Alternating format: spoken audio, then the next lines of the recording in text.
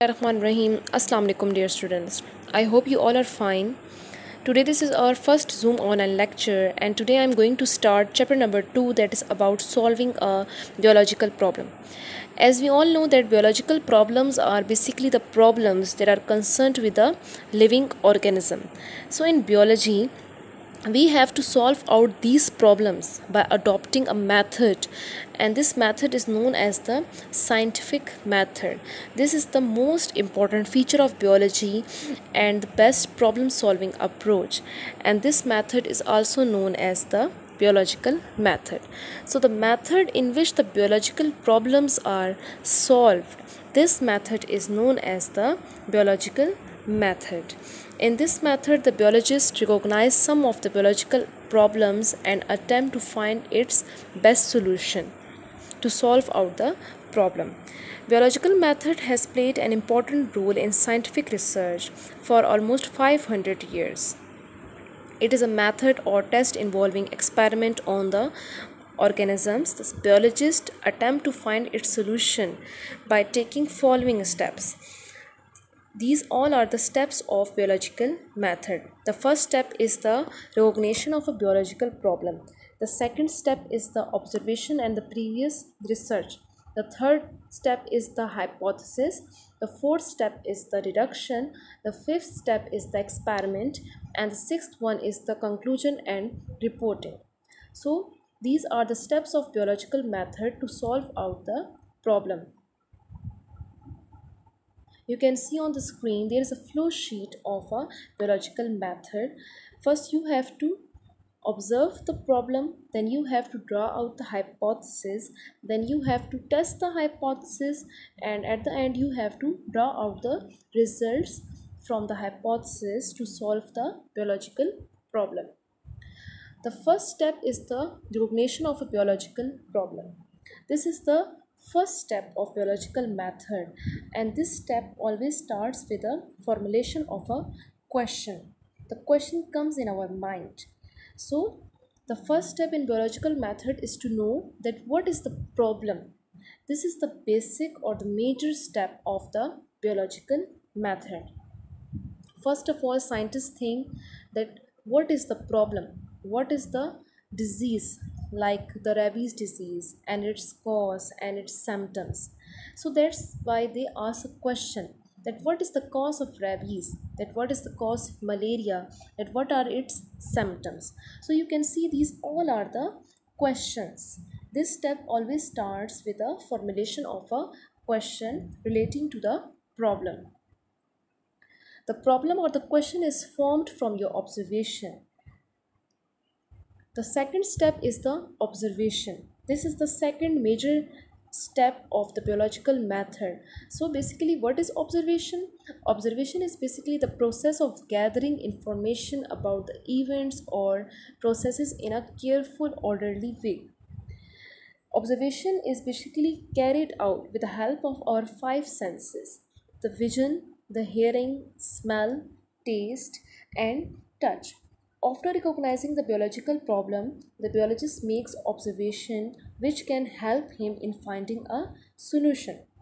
So he also recalls his old observation and also studies previous researches on the same problem. So there are two type of observations. The first one is the qualitative observation and the second one is the quantitative observation. So the information that gathered from the observation is called the data. So there are also the two types of data. One is the quantitative data and one is the qualitative data. Quantitative data are expressed in numbers or obtained by counting or measuring. It always deals with a number and it can be measured. So the data that we gathered from the observation, this type of observation is known as the quantitative observation. For example, the boiling point of water is 100 degrees centigrade. So the another type of data is qualitative data. This data always deals with a description and involve the characteristics that can't usually be counted. It cannot be measured and it can only be observed. So this data that we can gather from our observation This type of observation is known as qualitative observation that always deals with a description.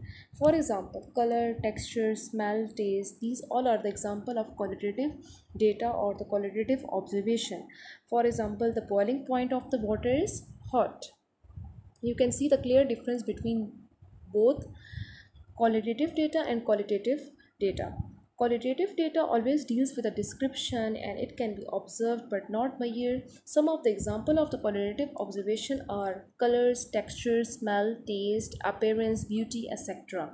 It deals with a quality, and the quantitative observation is basically it deals with a number.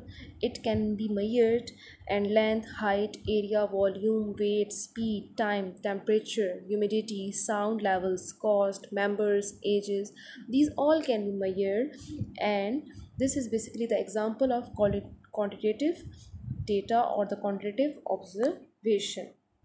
The next step is hypothesis. From the observation, the scientist makes the hypothesis. Biologist uses observations to develop a possible answer to a biological problem, and this possible answer or tentative answer is known as the hypothesis. For example, rhabdovirus is the cause of rabies. Plasmodium is the cause of malaria. These are some of the example of hypothesis. So there are also the characteristics of hypothesis. It is basically a suggested solution to the problem. It must be testable, and it is always based upon the observation made by the biologist. It should be a general statement, it should be a tentative idea, and it should be kept as simple as possible.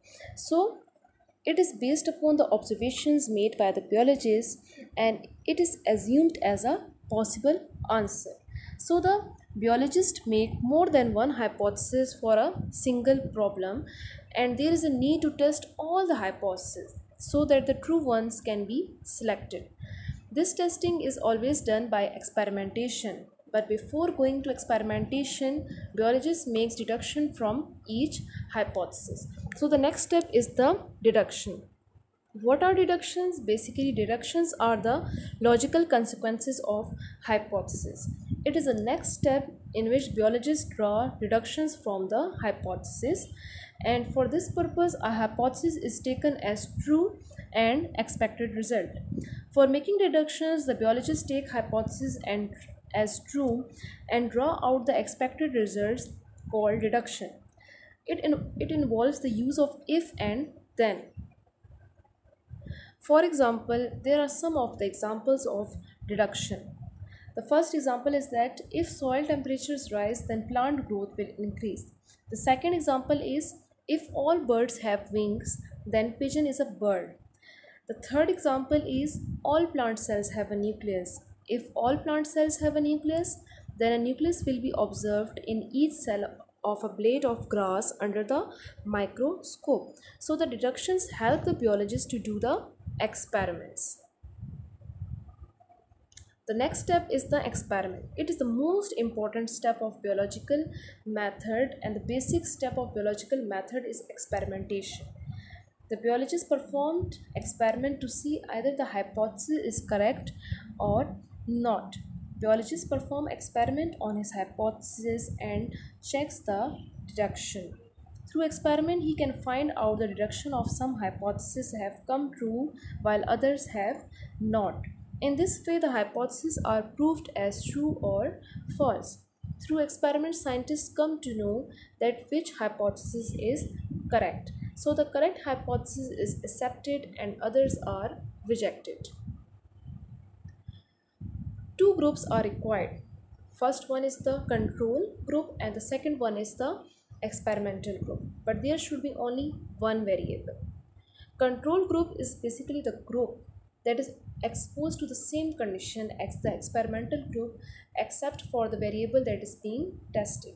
So all the experiments should have a control group. The purpose of this control group that it is used for comparison with the experimental group.